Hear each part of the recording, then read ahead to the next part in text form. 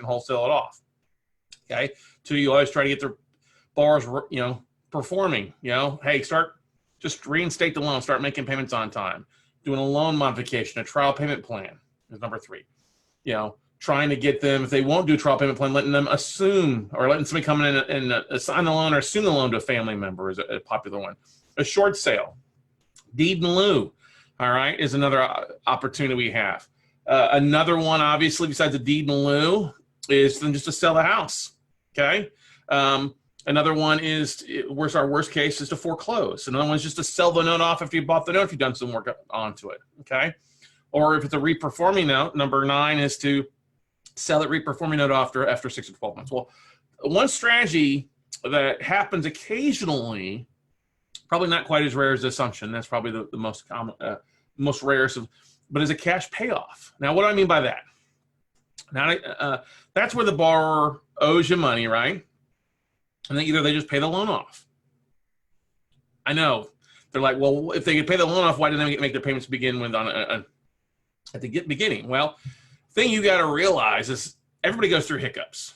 Everybody has financial hiccups out there. I don't care what situation you're in. Everybody at some point in their life is going through a hiccup. And that's the reason why most of the time they're non-performing to begin with that we're looking at. They got fallen out of work. They've been sick. Something happened. The economy shifts and they're upside down for a variety of reasons. It doesn't mean I'm making them a bad person. If you've never been behind in a mortgage, you may not empathize as much as I do because I've been there before over a decade ago. But the thing to keep in mind more than anything else is most people want to stay in their house. Most people want to pay their bills on time. Most people want to follow through and enjoy, we love to talk about the American dream of home ownership. Unfortunately, sometimes that dream turns into a bit of a nightmare. Well, in the last couple of days in the office, we have had several borrowers reach out to us to get a payoff statement. And usually that works in a couple of fashions when we see this happening. When we get a borrower requesting a payoff statement, 1, they're looking to probably move and either sell the house, or 2, they're looking to hopefully get refinanced. Okay, now this usually happens most of the time when the borrower's been making payments for a few months. Now, occasionally we'll get requests for payoffs on short sales, and that's not that big a surprise, and that's a win-win across the board for us, the borrower, as well. Because oftentimes we bought that note well below what was owed, well below market value, and we end up agreeing for something close to market value to prove a short sale to get a nice chunk in. Okay, and let me give you some numbers roughly on that. So let's say borrower owes $100,000, a house is only worth 50, okay, or 75, whatever. It doesn't matter as long as it's more than what the house is worth. Well, if they get somebody come and say they were willing to pay 45 for the house, we would agree to reduce the payoff amount to roughly 45 minus closing costs. Considering the fact is that we probably paid somewhere around, if it's worth 50, somewhere around 20 to 25 grand or less for that note. Okay. Now, if I can get 40 in on a $25,000 investment, that's a good return on investment to us. Okay. Let's say they've been making payments on time. Let's say they've reperformed for 6 to 12 months. I'm of course willing to, they may just go get a refinance at that point. They might be selling the house off. They may be looking to get refinanced out after 12 months on time. And the beautiful thing is 12 months of on-time payment, especially if people weren't reporting a credit before we bought the note, which we see that pretty often. There's no derogatory negative mortgage payments on their credit, so that now they can go get a traditional mortgage, get out of a cash, get out of a contract for deed if their house's value is increased, or if they are looking for a traditional rate term refi. We're glad to do that. And there's not that many closing costs on a rate term refi, because if you're buying contract for deeds, often the interest rate is somewhere around 9.9% interest rate. Okay, that's the thing you got to keep in mind with that. Interest rates are usually on contract for deeds be somewhere between 9 and 10%. So that's the carrot that we like to hang in front of our borrowers a lot of times. Like, listen, hey, you make payments up 12 to 24 months on time. Let's look to get you refinanced out with a traditional bank at a point. Or what we'll often do with our TPPs, our trial payment plans, is say, hey, make payments on time for 12 months. We'll then look at the value, recast the loan or modify the loan so that if you owed 100 and the house is only worth 50, provided we bought it well below 50, hey, we'll reduce and forgive that principal, forgive that amount above the value of the property, because I'm not really going to capture that anyway, right? I'm not going to be able to sell a house for $75,000 because that's what the borrower owes when the house is only worth 50. So that's that extra leverage, that carrot we dangle. Like, listen, hey, you owe 75, house is only worth 50. We know you're upside down. Make payments for 12 months, and then we'll forgive anything over the value of the house. The reason I like 12 months is it gives time for that value to increase. Maybe it's not worth maybe it's only worth 50 when we bought the note, but in a year time frame, it may get up to 60 to 65, or maybe even 70, depends on the market. Great, we just appreciated that much that we get to add equity or profit back to our thing. It's less debt we have to give away or forgive. Now, another thing that happens too, I want to make sure to say 12-month deal is non-performing. It still falls in where we can categorize it as a long-term capital gains. I can use a third party to evaluate that note as it only being worth the 25 plus the payments we received. I'm not going to get taxed like what the IRS wants to tax you. Oh, hey, you've modified the loan. It's 75 grand. Hey, you're getting taxed on that 75 grand. No, that's not the case, because we didn't receive $50,000 of profit along the way.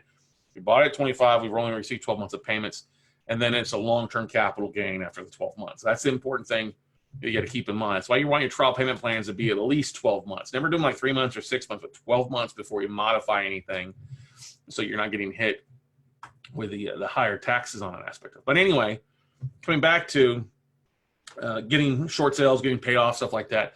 The important thing is that if you want to, most of your servicers too, especially your borrowers, start paying on time, you can start paying a nominal fee. I think it's $10 a month. It's pretty cheap to report to the credit bureaus. And this is a helpful thing for your borrowers. Now it starts showing an on-time payment. It's a credit line that if 12 or 24 months of payment, stuff like that, it makes it easier for them to go out and get refinanced out with a major bank, especially provided that the mortgage balance is going to be greater than $50,000. It's harder. If it's less than $50,000, it's going to be really hard for them to go out and get a loan to get it paid off, unless it's at some credit union or something that's going to do a smaller loan, because it's really, really hard to find a traditional mortgage banker or mortgage company that's going to do a loan for below $100,000. You just don't make a lot of money, and I only say that as a voice of experience out there.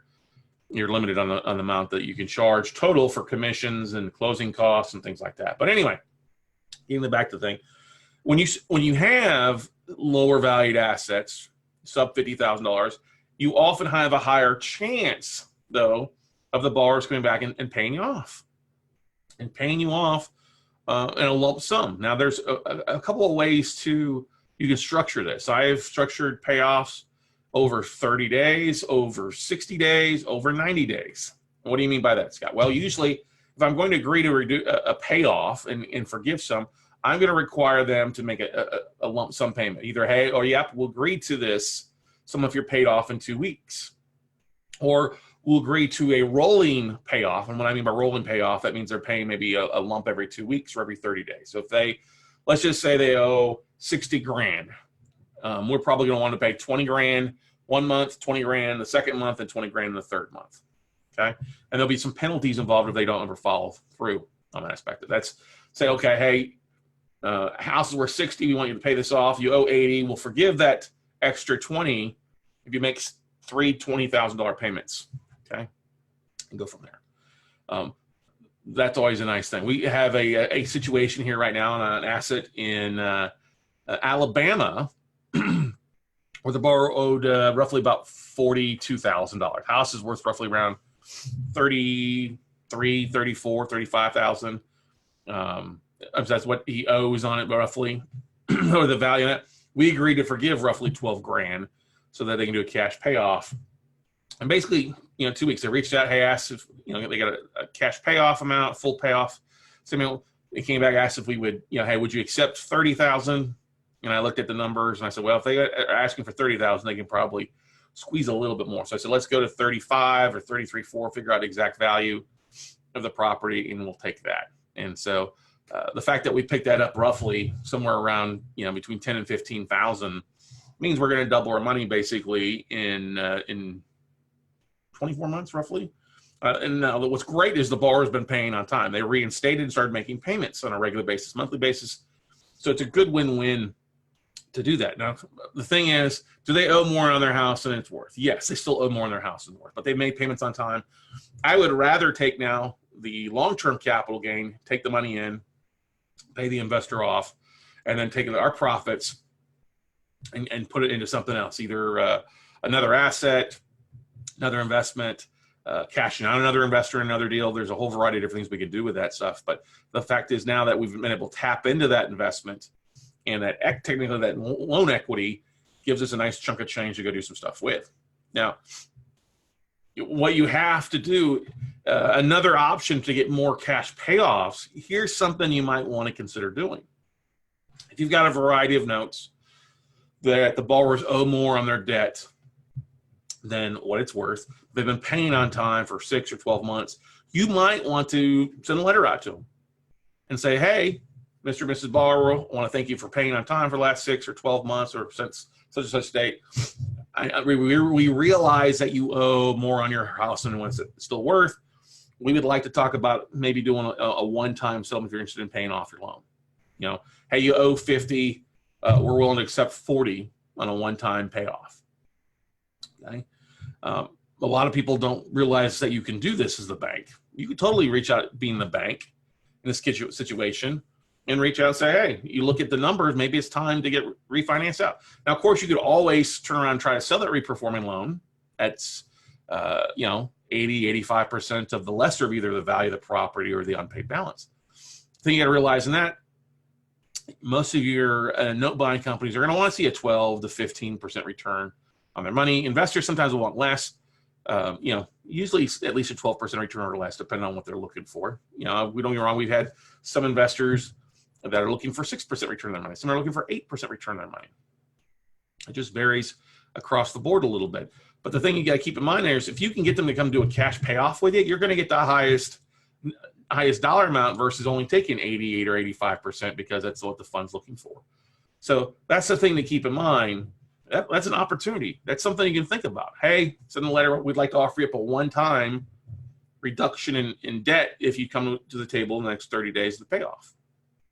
Some people, you'll take you up on it. Other people are like, no, I can't do that. That's fine. But you never know if they want to go cash out their, some people have IRAs, some people have 401ks, some people have friends and family with money they can get paid off. Some may have a relationship with a bank that they go in and get a line of credit or be able to get a rate and term refi on that for the most part. But that's one thing to think about too as an exit strategy. If you've got a bunch of assets, take the time, look at it, look at the payment streams, look what's going on, and dive into what borrowers might or might not be able to do it.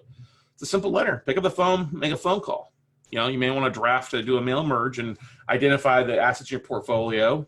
Like we're doing this specific thing this week. We're identify the assets that have been basically performing, and we're sending out an email. For those that we have an email address to the borrowers, but otherwise it's a direct letter. Say, hey, we're willing to offer up this one-time settlement to pay the loan off. We know you owe 50, a house is only worth 30 or only worth 40.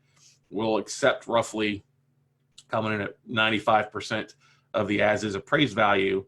That way they've got the time, they got a little bit of room there if they need to roll in the closing costs or things like that to get it done. So it's a powerful strategy. Not a lot of people do it. A lot of people get excited because it's like winter in June or July, middle of the year when you get a cash payoff like that.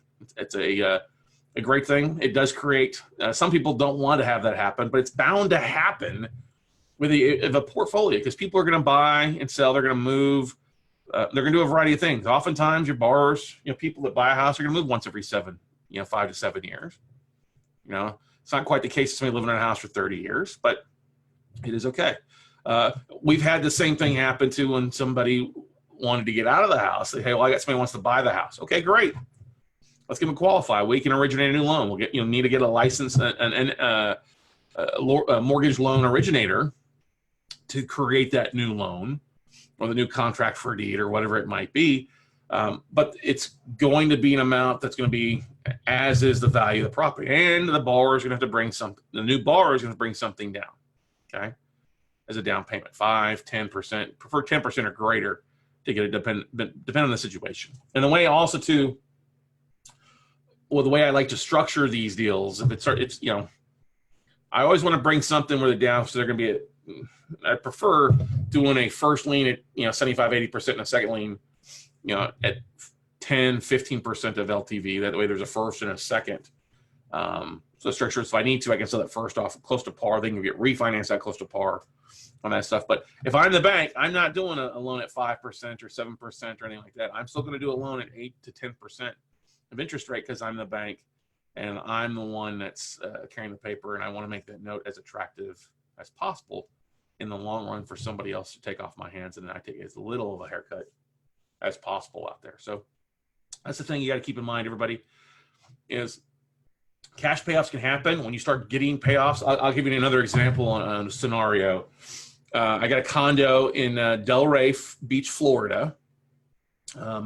Borrower owes a chunk of change on it. It's a 2-bedroom, 2-bath. Let me pull up the payoff here while I'm thinking about it.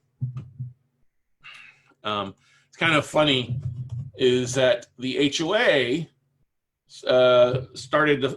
did the foreclosure subject to the first lien, and I hold the first lien. Okay, so the payoff on this one in Delray Beach, unpaid balance is like $33,000. Okay, $32,918. They owe $49 is the payoff. Okay, when you look at back taxes that we've paid, 101 months stuff, it's a lower valued asset.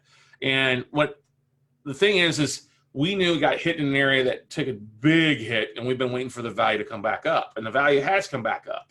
All right, which has been really nice. Value of the asset somewhere around, based on what realtors are telling us, depending on the interior condition, somewhere between $50,000 and $100,000. So we'll just say 75 grand. Okay. So suddenly, whoop, I get an email request from a title company for a full payoff on this unit. I'm like, okay, great. So I look at it, felt the number, sent it in. And then suddenly later I get a phone call, and I'm sorry, not a phone call, an email from the attorney for the HOA. And they had done the foreclose subject to foreclose. So they've already gotten rid of the borrower. And they're basically, well, we would like to negotiate some sort of deed in lieu. We're going to deed it back to you if you'll make a chunk payment to the HOA. And I think you got to realize this is a condo note in Florida.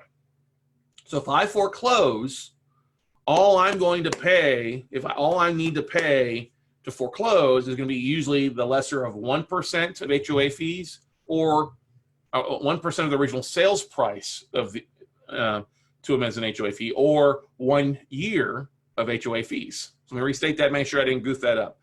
I'm going to pay the lesser of either 1% of the original sales price or 1 year of HOA fees, whichever is less. Now, what's financed is roughly about $50,000 on this note. So sales price is roughly 50 grand. So that means I'd be paying $500 in HOA fees, according to the safe harbor laws of Florida, or 1 year of HOA fees. Well, we can all agree the HOA fees are going to be a lot higher than $500. So what's funny is the attorney's like, well, we're glad to do it, but the borrower owes $7 grand in back HOA fees. I'm like, okay, I'm not going to pay $7 grand.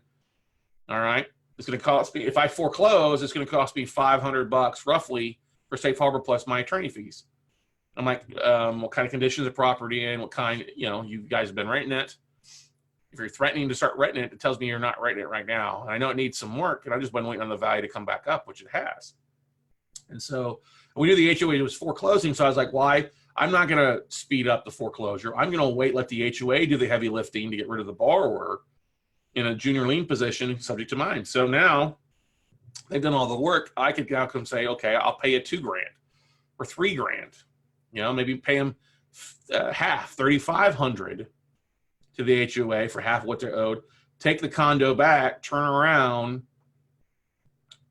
and basically, sell the asset off at that point, or start making the HOA payments and keep it as a rental.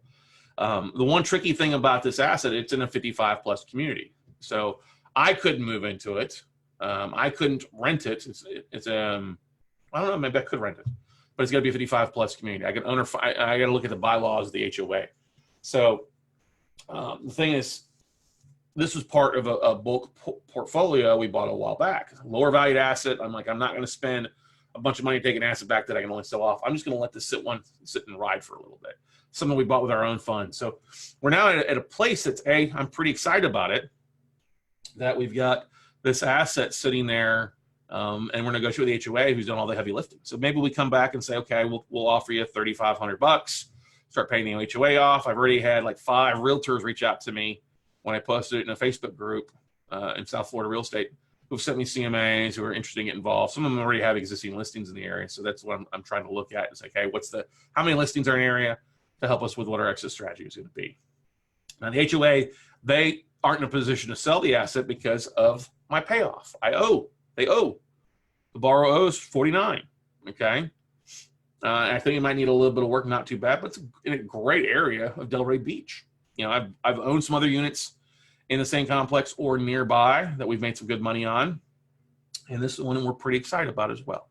So giving a cash payoff is not a bad thing. Would I accept 35 on a sale on this one? Yeah, I'd accept 35 if the HOA wanted to try to sell it, and I'd reduce my payoff to 35. I'd knock 14 or 15 grand off. Knowing what I paid for the note early on was, you know, somewhere around 10. So that's the thing, is there's some great opportunities in cash payoffs that can take place in your note business. You just got to know how to structure the deal, or kind of how to wait and see sometimes works in your favor, especially when we took such a big hit, you know, 10 years ago.